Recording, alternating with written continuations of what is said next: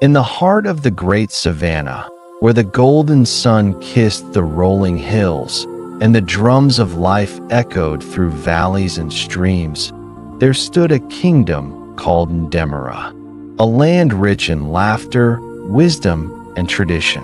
The people of Ndemera were proud farmers, hunters, and craftsmen, known far and wide for their colorful festivals, their respect for elders, and their songs that rose like incense into the evening sky. At the center of this land stood the royal palace, a fortress of red clay walls and tall carved pillars that told the stories of kings before kings, of queens whose grace fed the rivers of peace. And in that palace lived Princess Amirah, the only daughter of King Duro, a ruler wise as the ancient baobab, and Queen Halima, whose beauty was the whisper of every maiden's dream. Ah, Amirah, her name alone made the drums speak softly.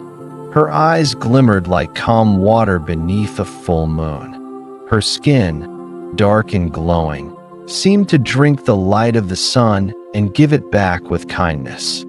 Her laughter, oh, her laughter, was said to make even the birds pause mid-flight. She was beauty walking, grace breathing, pride smiling. From the north to the south of Ndemera, from the fisher folk by the riverbanks to the shepherds on the hills, her name was sung in tales and praises. Suitors came from faraway lands, princes, warriors, and traders, bearing gifts of gold, cattle, and cloth, all to win her heart. But Princess Amirah was not moved. She looked upon them with a calm smile and said, "Beauty such as mine needs not to chase love. Love will come bowing at my feet." Even the palace maidens whispered among themselves, "The princess is too proud." For though she was kind at times, her words often carried a sting. When the old royal healer once advised her, "My princess, remember, beauty is not only on the skin but also in the spirit," she laughed lightly and replied, "Healer, your herbs may heal the body, but my beauty heals hearts. I need no lesson in grace. But pride, my friends, is a strange seed. It grows quietly in the heart until its branches begin to cover the eyes." Amirah could no longer see the value of humility, nor hear the wisdom of those who loved her. Even when her mother, Queen Halima, told her gently, "My daughter, the pride that blinds is the pride that burns," she turned away, gazing into her mirror made of polished bronze. "Mother," she said, "if beauty were a flame, I would never be burned." And so, she walked the palace grounds like a shining sun, followed by handmaidens who fanned her with woven palm leaves, her scent of royal oil trailing behind her. Wherever she went, people bowed, but behind those bows were whispers, whispers that said, "Our princess is lovely, but her pride is greater than her beauty." Then came the season of the great festival of winds, when the people of Ndemera celebrated the harmony between the earth and the air, when farmers gave thanks for gentle breezes that cooled their harvests and warriors prayed for winds that guided their arrows true. It was a sacred time when every voice joined to honor the unseen spirits of the wind, the keepers of breath, speech, and song. But Princess Amirah cared little for such things. While others danced in circles and sang the old songs, she sat upon her carved stool and waved her golden fan, saying, "Let the common folk call on the wind if they wish.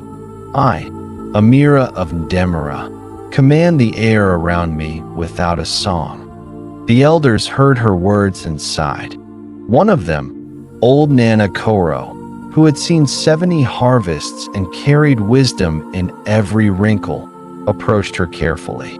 He bowed and said, "My princess, beware the words that mock the unseen. The wind has ears, and prideful tongues stir storms. Amirah smiled faintly and replied, "Old man, when the wind blows, it cools my face. What storm could it bring against me?" The crowd murmured, uneasy. The drums that once sang for her fell silent. For in Demerara, they knew that the spirits of the wind were not to be mocked. The air that gives breath can also take it. But Amirah only rose, adjusted her golden necklace, and walked away with a smile that sparkled like sunlight on water. That night, when the moon rose full and white, the winds of Demerara began to whisper.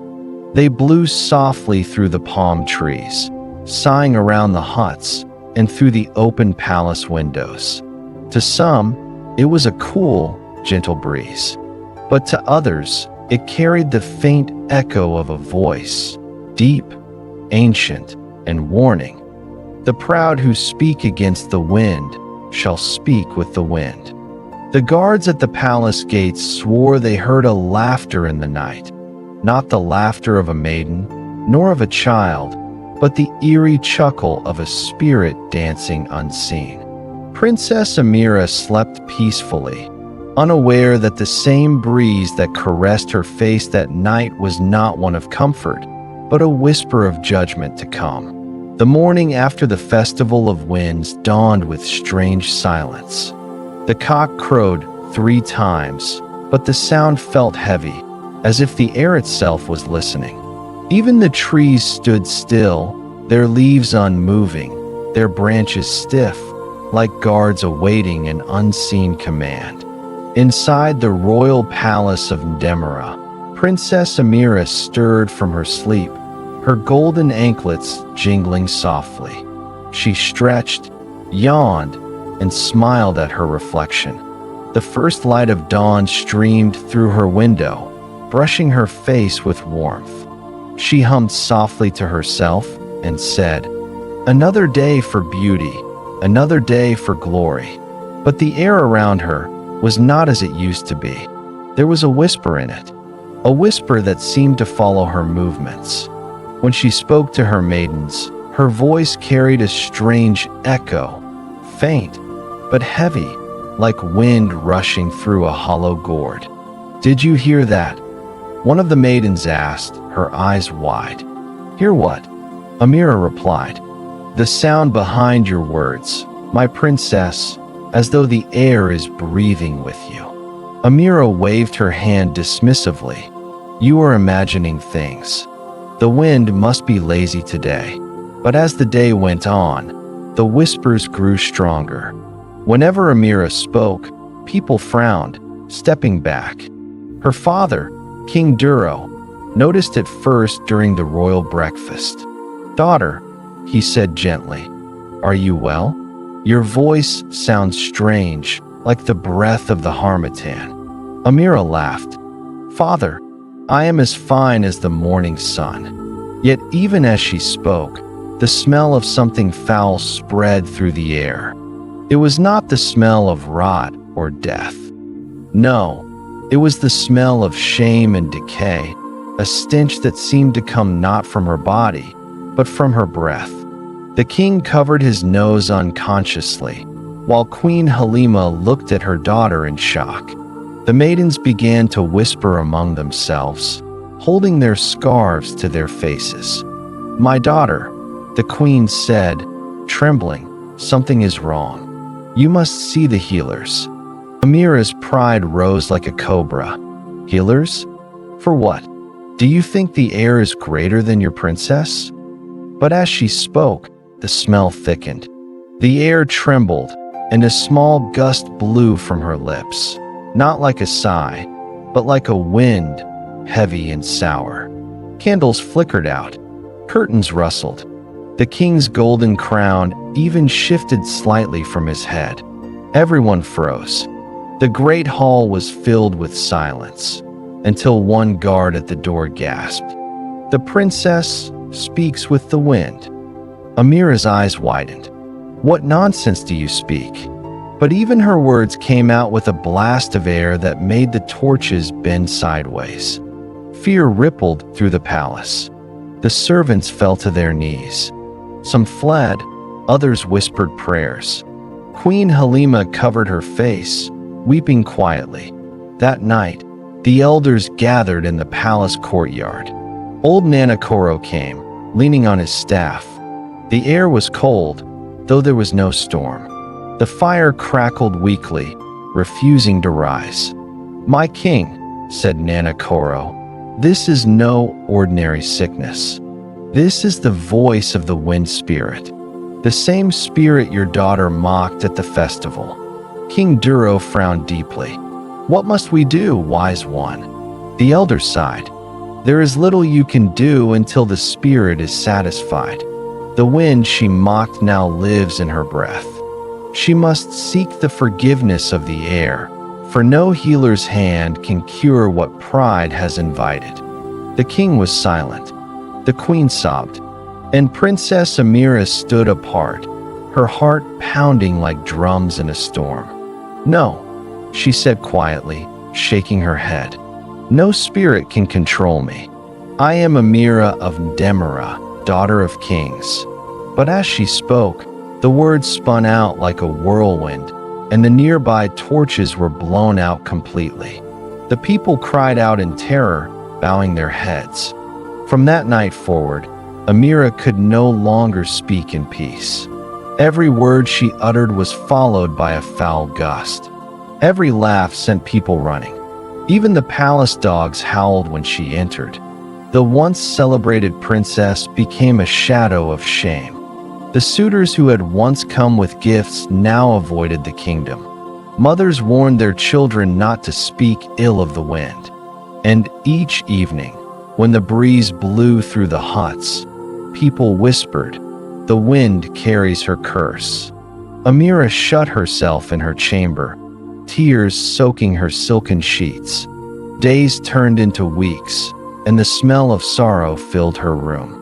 No one visited her except her mother, who left bowls of food at her door in silence. Her father's heart grew heavy with grief. His once mighty laughter was gone from the palace halls. One night, as the moon hid behind thick clouds, Amirah stood by her window and whispered to herself, "Why have the gods forsaken me?" The wind answered. Yes, it answered, with a soft, ghostly voice. "You mocked the wind that gives you breath, and now the wind is your breath." She gasped, clutching her chest. "Who are you?" she cried. "I am the spirit you denied, the air that carries your pride. Until you humble your heart, your tongue shall shame you." The curtains fluttered violently, though the window was closed. The lamps went out, and Amirah fell to her knees, trembling. "Forgive me," she wept. "Tell me what to do." But there was no answer, only the fading whisper of the wind, like laughter moving far away. From that moment, Amirah could no longer bear to remain in the palace. Her own people feared her, and her own voice disgusted her. One dawn, before the sun rose, she covered her face with a veil, took a gourd of water, and slipped away into the forest. The guards saw her figure vanish into the mist, but dared not call her back. They only whispered among themselves, "The princess goes to seek the mercy of the wind." And so began her long journey, through thorns and dust, hunger and fear, a journey that would test not her beauty, but her heart. And that, my friends, is how the proud princess of Demerah fell from glory to shame, how her laughter became a wind of sorrow, and her pride became her punishment. But what happened next? What did she find in the wilderness? And could a heart once swollen with pride ever be healed? That will unfold as we continue. Kindly subscribe to this channel and hit the notification bell so you do not miss out of any of our stories.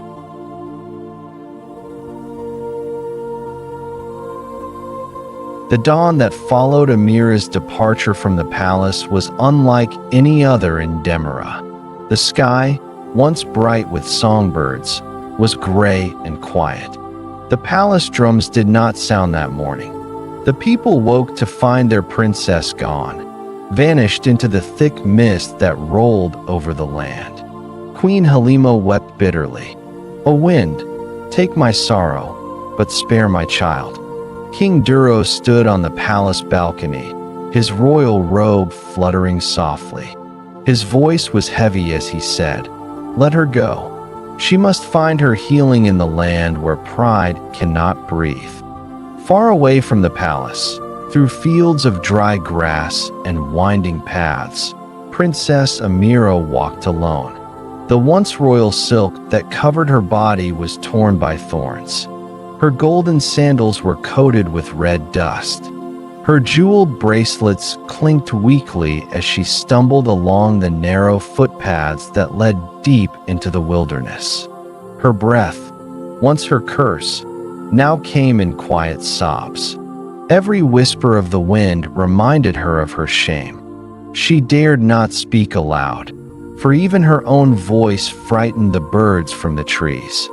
The forest seemed to watch her in silence, the trees tall and ancient, their leaves rustling as though gossiping about her.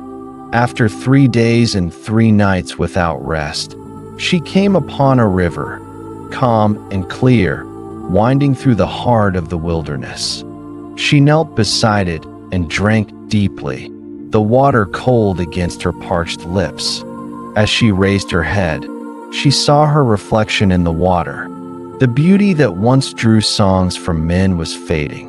Her eyes were sunken, her hair tangled, her skin weary from the sun. And in that reflection, she saw not a princess, but a lonely soul wrapped in regret. Tears filled her eyes. "Is this what I have become?" she whispered. "A shadow of my pride." The wind around her answered with a sigh that stirred the water's surface.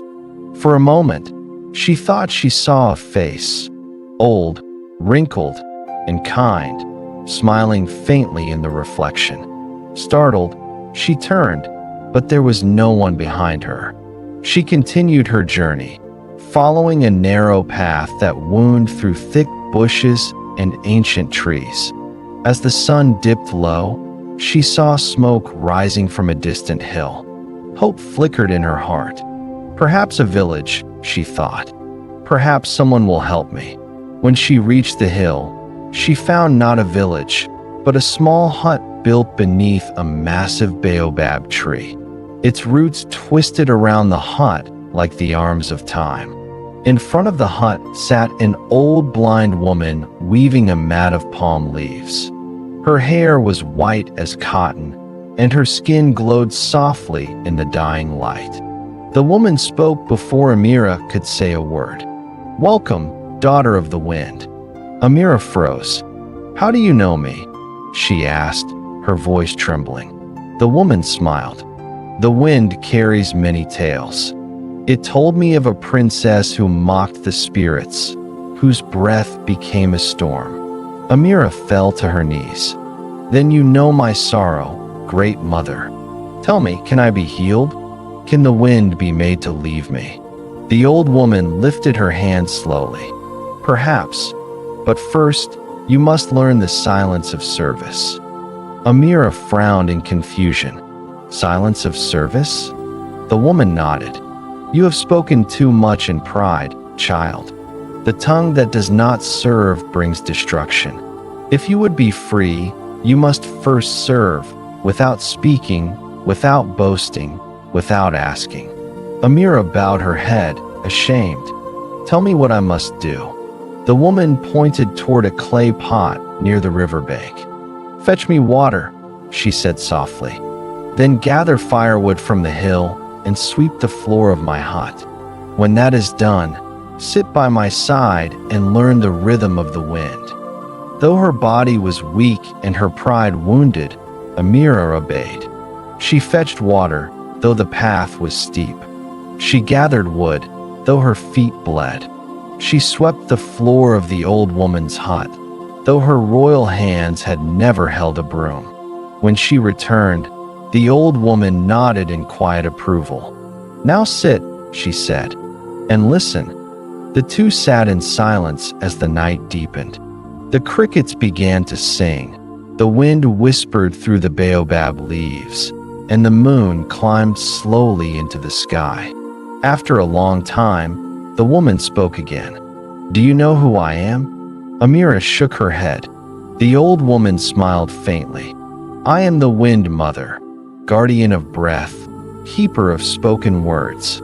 Every word that leaves the lips of mortals passes through my hands before it meets the air. I know the weight of words, the ones that heal and the ones that harm. Amirah's eyes widened. Then you are the spirit who cursed me? The Wind Mother laughed gently. Child, no one curses the innocent. The wind only carries back what the heart releases. You filled the air with pride, and the air returned it to you. Now you must learn to fill it with humility. Amirah bowed her head. Teach me, Great Mother. Teach me how to be humble. The Wind Mother touched her gently on the forehead. Then you must begin by doing what the proud never do. Listen. For 7 days, Amirah stayed in the hut, serving the Wind Mother. She fetched water, cooked simple meals, and listened to stories of the earth, of the air, and of the power of spoken words. She learned that the tongue is a seed, that every word spoken plants something in the spirit world, whether good or evil. She learned that silence can heal what speech destroys. And for the first time in her life, she found peace in being still. Each night, the Wind Mother would say, Child, the heart that bows low can never fall. The air obeys the humble, but it resists the proud. Amirah listened, her spirit softening like wet clay in the rain. And on the 7th night, when the moon was full and the air was calm, the Wind Mother said, Tomorrow, your lesson will be complete. Amirah knelt beside her and whispered, What must I do, Great Mother? The old woman's voice was gentle, yet full of power. Before dawn, you shall go to the river and wash your face in its waters. Then, speak 3 humble words from your heart, not from your lips. Only then will the wind release you. Tears filled Amirah's eyes. What words must I speak? The Wind Mother smiled. The words will come when your heart is ready. That night, Amirah could not sleep. She lay awake, listening to the rustle of the baobab leaves above the hut. Each sound carried a whisper of her past, her laughter, her pride, her fall. She wept softly, and as her tears fell, she whispered, I am sorry. And the wind outside sighed, not in anger this time, but in answer. As the first light of dawn crept across the sky, Princess Amirah rose, took the path to the river, and knelt by its edge once more. The water shimmered like silver under the morning light. She closed her eyes and whispered from the deepest place within her heart, Forgive my spirit. The air trembled. The river rippled gently. And for the first time in many moons, the wind around her was still. Thus began the healing of the Princess of Nollywood, the proud daughter who learned the silence of service, the beauty of humility, and the peace of repentance. But what happened next after the wind was calmed? What became of Amirah when she returned to her kingdom? Did the people still remember the princess who spoke with the wind? Let us continue. The first light of dawn glowed softly over the valley. The birds that had once flown from Amirah's voice now returned, perching gently on the branches above her.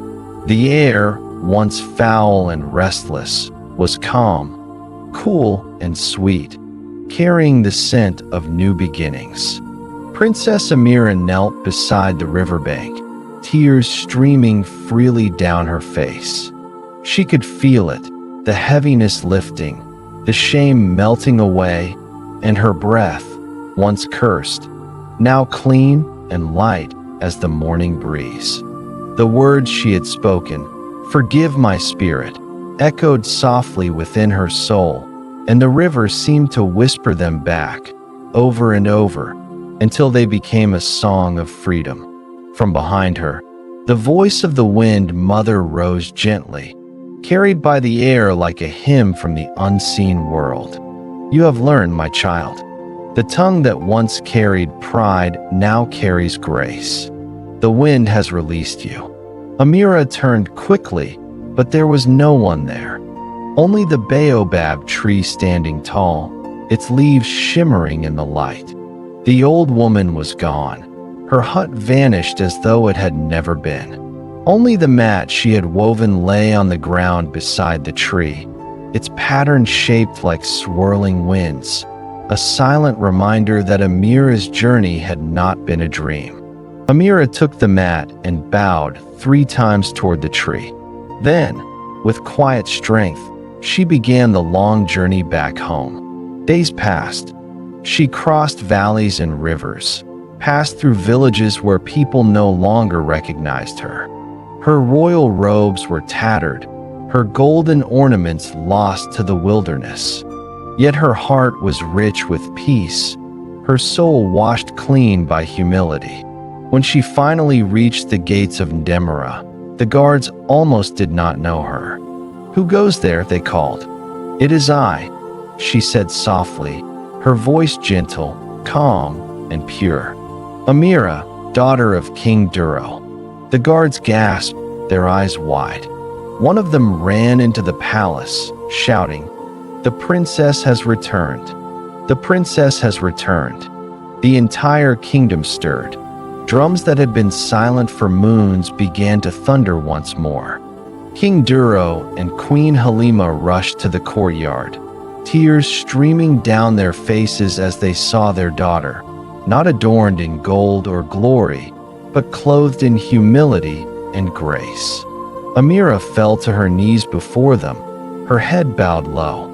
"Father, mother, forgive me." The king lifted her gently to her feet, his eyes filled with love. "My daughter," he said, "you were lost, but now you are found. You were proud, but now you are wise." The queen embraced her, whispering through tears, "You have returned not only to us, but to yourself." That evening, the elders of Ndemerah gathered once more in the palace courtyard. The air was warm and soft, filled with the smell of roasted yam and burning wood. Old Nana Koro, the elder who had warned her before, raised his staff and said, "Let the wind test her once again." The people held their breath as Amirah stepped forward. She looked toward the horizon where the sun was sinking behind the hills, and then, for the first time in many moons, she spoke openly to her people. "My brothers and sisters of Ndemerah, pride is a shadow that blinds the eyes. I thought beauty made me strong, but it was humility that gave me breath again. I mocked the wind, and the wind taught me wisdom. Let every tongue in this land speak life, for the words we breathe are the winds we live in." A soft breeze stirred around her, cool, fragrant, and full of peace. The people gasped, for instead of a foul smell, a gentle fragrance filled the air, the scent of wildflowers and clean rain. The curse was truly broken, and the wind itself seemed to answer, whispering softly through the trees. "The proud tongue is a storm, but the humble heart is a calm wind." The crowd erupted in cheers and songs. The drums beat like thunder. Children danced, and the elders raised their hands in thanksgiving. From that day on, the people of Ndemerah called her Amirah, the gentle wind, the princess who spoke, and the air rejoiced. Years later, when Amirah became queen, she established a new tradition. Every year, during the Festival of the Wind, the people would gather at the great baobab tree beyond the hills. There, they would tell her story, the story of the proud princess who found humility and turned her curse into blessing. They would sing songs that said, A proud tongue can make even a queen stink, but a humble heart makes even the poor smell sweet. And as the people sang, the wind would rise, gentle, joyful, carrying the music of forgiveness across the hills and valleys of Amirah.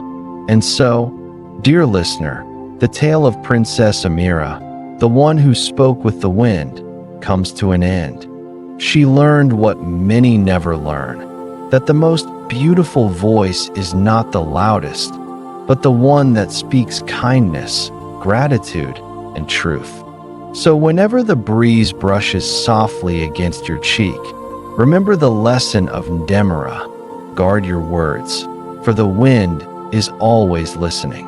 Pride makes even the beautiful despised, but humility turns shame into glory. Speak with care, for every word is a seed carried by the wind. Thank you for watching.